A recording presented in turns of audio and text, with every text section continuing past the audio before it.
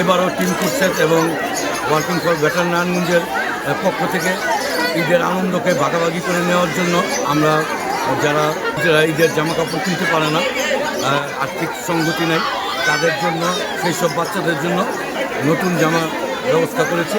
এবং আজকে এখানে আমরা 500 শতাধিক বাচ্চাকে ঈদের নতুন জামা উপহার দেব।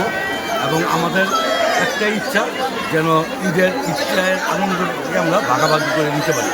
এই ইচ্ছাই আমাদের আসলে এই উদ্যোগ দোকানের মতো সাজিয়েছি।